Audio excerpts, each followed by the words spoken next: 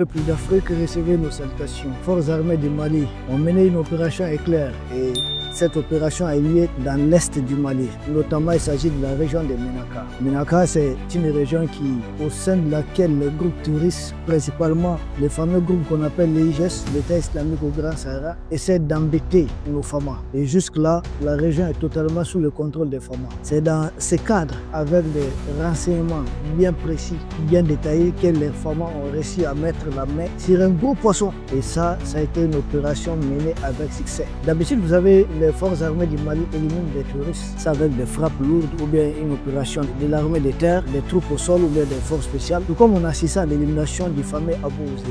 Vous vous souvenez? Abou Zeifa, c'est ce monsieur dont la tête a été mise à prix par les Américains pour 5 millions de dollars. Mais depuis que les femmes l'ont éliminé, silence radio.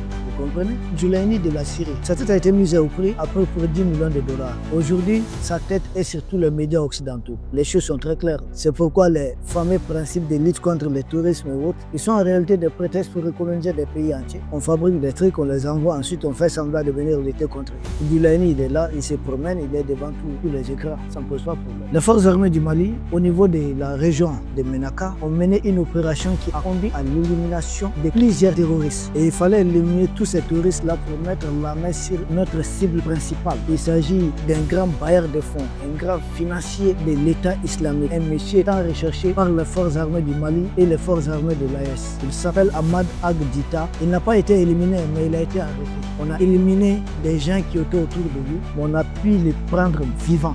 Là, c'est une source importante d'information pour les forces armées de l'AES. Parce que c'est monsieur qui est-il? Il n'est pas n'importe qui. Il s'agit de quelqu'un qui a été membre de plusieurs groupes touristes. C'est un financier. C'est lui qui est chargé de payer la solde des touristes de la région de Ménaka. Il est comme leur régisseur, c'est lui le trésorier principal. Et il est un pont entre les groupes touristes locaux et leurs bailleurs, leurs sponsors étatiques étrangers. Celui qui décaisse quand les fonds viennent de l'étranger, c'est à lui qu'on remet les fonds. Et c'est lui qui fait le dispatching, c'est lui qui paye leurs fameux combattants localement. C'est réellement un cerveau financier. Profitant de son influence financière, il participe au recrutement. On ne recrute jamais dans Ménaka, autour de Ménaka, sans son accord. Parce que c'est lui qui va régler la facture. C'est lui l'intermédiaire, c'est lui qui rend compte aux pays étrangers qui sont là. Je vous dis, depuis nous avons commencé à lutter, on a éliminé beaucoup de gens. Mais je ne pense pas qu'on ait réussi à mettre la main sur un aussi beau morceau. C'est de la fête pour nous. Parce que ce monsieur n'est pas n'importe qui. Parce que lui, c'est lui qui imposait les taxes aux populations. Et il amène l'argent de l'étranger.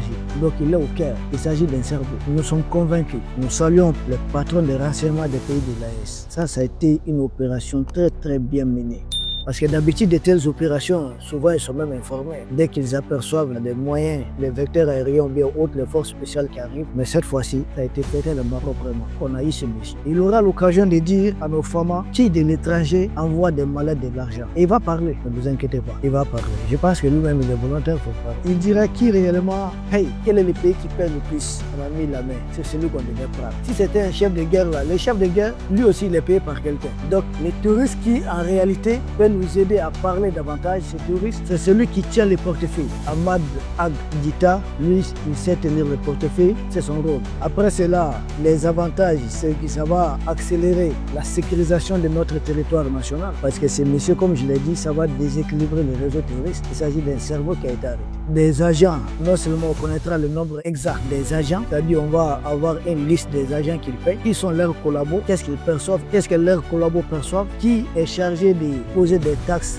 dans quel village et où on trouve la personne, il va parler, il va donner beaucoup d'informations. Vont-ils réajuster à temps leur dispositif? Je ne pense pas. Et les pays qui étaient derrière lui, des pays qui viraient l'argent sur son compte, des pays où il partait chercher des malades d'argent. Beaucoup des agents de renseignement de ces pays sont doute en train de trembler. Comment cela est arrivé? Cela est arrivé parce qu'on a dit au Mali, on ne met pas pied. Si vous mettez pied là, on ne vous empêche pas de venir. Si vous mettez pied, mais vous ne repartez pas. Et c'est ce qui se passe. On constate que le Mali, 1 241 238 km². Partout, il y a des opérations militaires en cours. Et lui, son élimination, ça vient pire parce qu'on va constater que depuis un moment, les forces armées du Mali ont mis les grappins sur une opération qu'on appelle décapiter les leaders terroristes. On se souvient de ces frappes à Tinzaouaten qui ont éliminé éliminé les vrais cerveaux, les Fahad, qui ont été éliminés là-bas. Ils étaient 8 à 9 leaders clés des chefs terroristes qui ont été éliminés. Avant eux, il y a Abou Zefa. Avant encore, il y a eu beaucoup de leaders. Courant 2024, l'armée malienne a éliminé plus de 20 leaders terroristes qui étaient très recherchés. Leaders terroristes des premiers rangs. Donc on est en train de couper la tête du serpent. Au-delà de cela, ce qu'il faudrait retenir pour terminer avec cela, le tourisme est en train de s'affaiblir ici au niveau de l'AS. Et nous disons Dieu merci. Peut-être c'est là pour le temps nécessaire, mais vous allez remarquer, ça fait combien de temps on n'entend plus qu'ils ont attaqué de telles positions hautes. Non, ça reste souvent des attaques d'opérations de communication. Les venus s'attaquer pas des cibles stratégiques.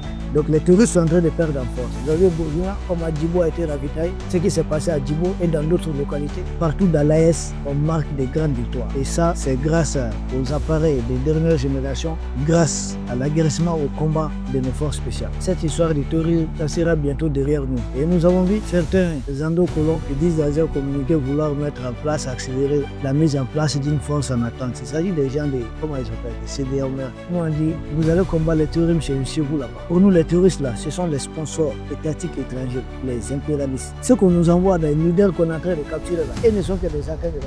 Les vrais touristes là, ce sont des états touristes. Ce sont eux qui les fabriquent, ce sont eux qui les protègent, ce sont eux qui manipulent l'opinion internationale. On a vu ce qu'ils ont fait à Syrie. Djoulaini, sa tête mise après 10 millions de dollars. Il est là, sur tous les écrans, sans problème. Et on m'a inquiet finalement. Et il y a quel Africain qui ne veut pas comprendre? Les mêmes nous envoient ces mêmes touristes, après ils nous disent sollicitez-nous pour intervenir. Mais c'est pour nous empêcher d'exploiter nos richesses. Parce que si nous exploitons nos richesses là, ça va accélérer notre développement. Et l'Afrique développée, ça ne les arrange pas. Voici tout le problème. Tous ces touristes là ne sont que des chiens dressés contre des gens. Ils sont en mission. Regardez, partout où ils font du tourisme, c'est des endroits qui regorgent d'immenses ressources naturelles. Partout où il n'y a rien là, ils ne font jamais du tourisme. Si vous les voyez faire le tourisme quelque part, dites-vous qu'il y a suffisamment de richesses. Et ça, c'est pour préserver ces richesses là au nom de leur maître. C'est derrière nous, ça ne finit. Lui, il a été arrêté. Rassurez-vous, il va parler. Beaucoup de ses compagnons ont été éliminés. Le grappin, c'est qui les futurs chefs touristes risquent d'être éliminés. Les FAMA ont une liste qui est très longue. Les FAMA ne sont pas pressés. Nous sommes au Mali dans notre pays. Nous avons notre temps et nous saurons comment mener à bien ces opérations. Nous disons bravo aux forces armées du Mali.